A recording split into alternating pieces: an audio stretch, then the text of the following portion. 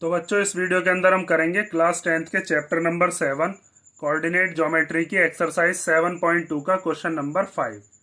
तो question number 5 में हमें क्या दिया है, find the ratio in which the line segment joining A point and B point is divided by the x axis. वो ratio बताइए जिस रेशो में एक्स एक्सिस डिवाइड करता है ए बी लाइन को। ए पॉइंट्स और बी पॉइंट से मिलकर लाइन सेगमेंट बनती है, उसको डिवाइड करने वाला कौन है? एक्स एक्सिस है। तो एक्स एक्सिस के कोऑर्डिनेट्स क्या होते हैं? मैंने आपको 7.1 के इंट्रोडक्शन में और एग्जांपल नंबर 9 में ये चीज़ डिटेल में बताई भी थी। जिस बच्चे ने वो नहीं देखे हैं वो ध्यान से समझ लो।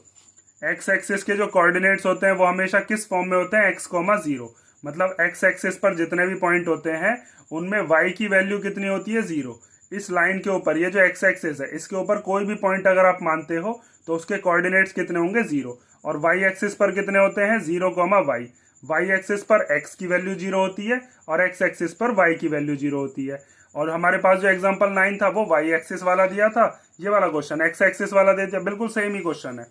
जैसे अगर मान लीजिए एक्स एक्सिस पर आप ये कहने लगो कि ये वाला पॉइंट है, तो इस वाले पॉइंट के कोऑर्डिनेट्स क्या होंगे? एक्स एक्सिस पर ये -2 पर है और वाई की वैल्यू यहाँ पर जीरो है, तो -2 कोमा जीरो। ठीक है, तो एक्स एक्सिस पर काट रहा है, मतलब कि हमें कोऑर्डिनेट क्या बताए गए हैं? X comma zero. इस फॉर्म में हमें वो पॉइंट्स लेने हैं जो कि डिवाइड कर रहे हैं ए बी वाली लाइन को। तो किस रेशो में कर रहे हैं वो रेशो आप बताइए, और फिर पॉइंट ऑफ डिवीजन मतलब जहां से वो डिवाइड हो रहा होगा उस पॉइंट के कोऑर्डिनेट्स भी बताइए। तो सबसे पहले आपको क्या करना है, वो जो लाइन है ए बी लाइन सेगमेंट उसको बना लो पहले। तो हमने ये लाइन सेगमेंट बना ली, इसका नाम क्या दे दिया? A B. और इस ए बी के जो कोऑर्डिनेट्स हैं वो लिख दिया हमने। ए के कोऑर्डिनेट है 1 कोमा -5 और बी पॉइंट के कोऑर्डिनेट कितने हैं? -4 कोमा 5। ठीक है, और इनके बीच में क्या पॉइंट ले लेते हैं? एक एक्स एक्सिस वाला पॉइंट। अब हमें ये बताना है कि रेशो क्या आएगा।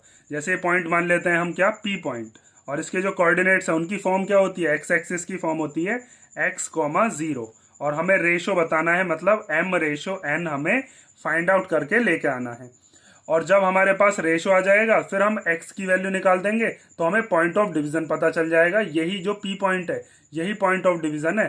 ठीक है, जिसके हमें दोनों कोऑर्डिनेट्स बताने होंगे। असल में एक तो पता ही है जीरो, दूसरा वाला बताना है। बस ये जो एक्स है इसकी वैल्यू फाइंड आउट करनी है। और एक्स की वैल्यू कैसे फाइंड आउट होगी? जब एम और एन की वैल्यू आ जाएगी।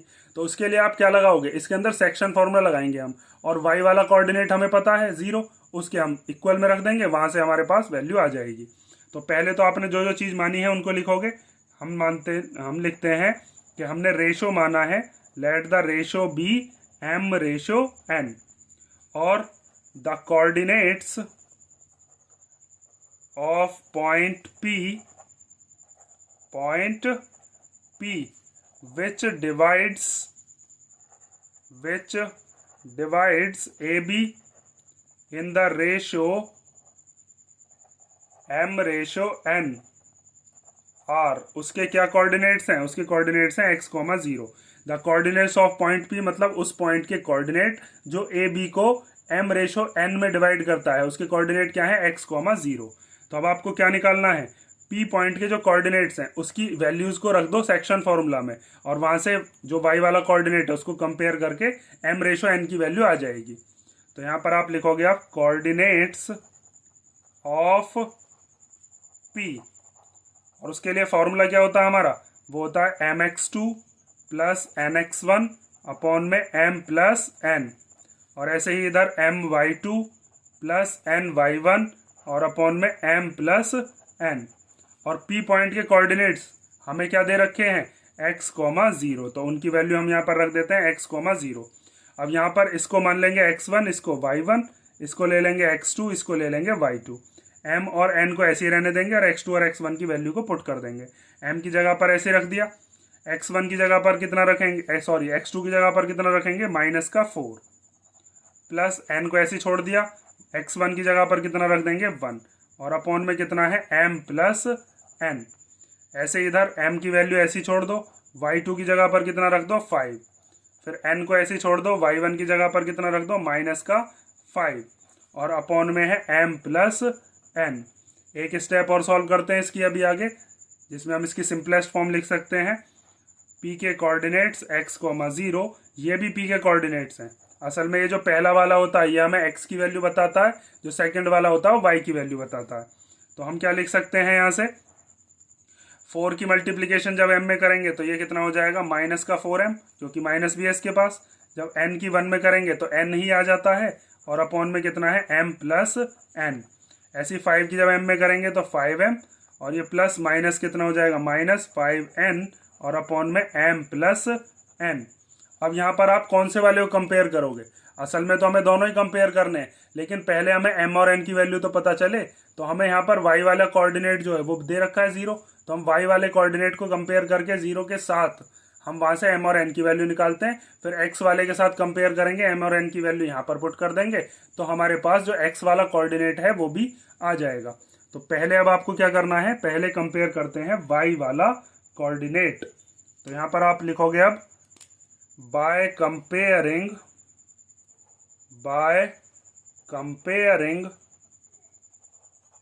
y कोऑर्डिनेट, और y वाला जो कोऑर्डिनेट है इधर की तरफ कितना है, 0, तो यहाँ पर हम लिख लेंगे 0, और इधर वाला कितना है ये 5m माइनस 5n, और अपॉन में कितना है m प्लस n।